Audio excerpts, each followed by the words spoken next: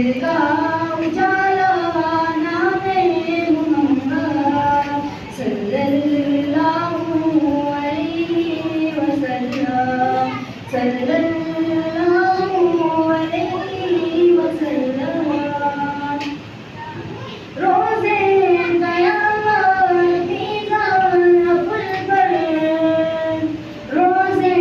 قیامت میزان پل پر دے گا سہارا نام محمد، دل کا اجالا نام محمد، آنکھوں کا تارا نام محمد، دل کا اجالا نام محمد۔ تم بھی جو ہے میرے نبی پر درود پڑھو، یعنی غیر مسلم سے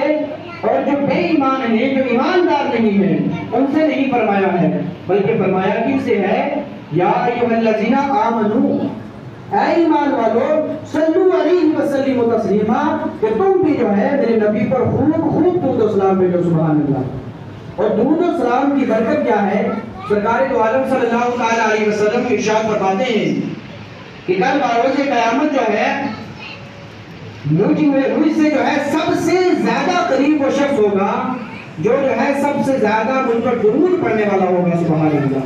یعنی جو جتنا درود مجھ پر پڑھے گا وہ اتنا ہی جو ہے قیامت کے دن جو ہے میرے قریب ہوگا، سبحان اللہ۔ حضرات محترم، حضرت ابی بن کعب رضی اللہ تعالیٰ عنہ سے روایت ہے،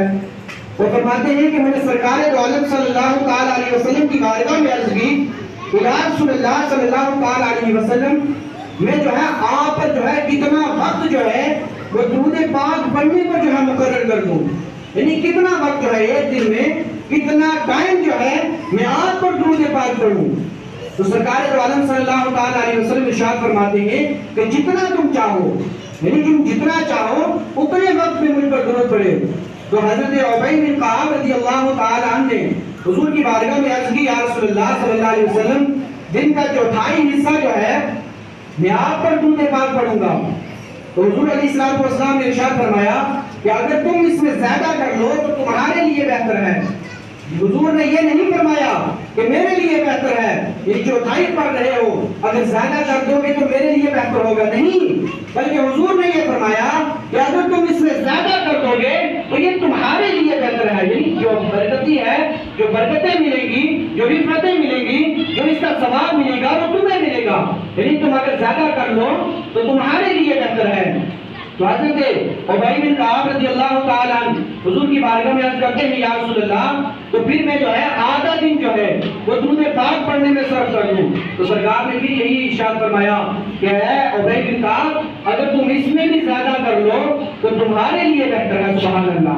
اب جو ہے حضرت ابی بن کعب رضی اللہ تعالیٰ عنہ نے حضور کی بارگاہ میں عرض کی کہ یا رسول اللہ صلی اللہ علیہ وسلم، میں جو ہے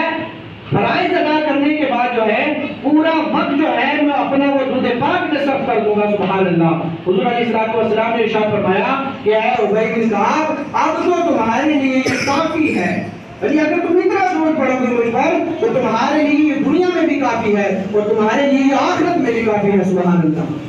اب درود پاک کی کتنی بڑی فضیلت ہے کہ درود پاک جو ہے انسان کا اگر کوئی کام نہیں بن رہا وہ درود پاک کو پڑھے، درود پاک کو اپنا وظیفہ بنا لے، اللہ تبارک و تعالیٰ اس درود پاک کے صدقے اور میں جو ہے اس کے تمام کاموں کو آسان بنا دے گا، سبحان اللہ۔ حضرات محترم، یہ عید میلاد النبی صلی اللہ علیہ وسلم ہے، حضور کی آمد کی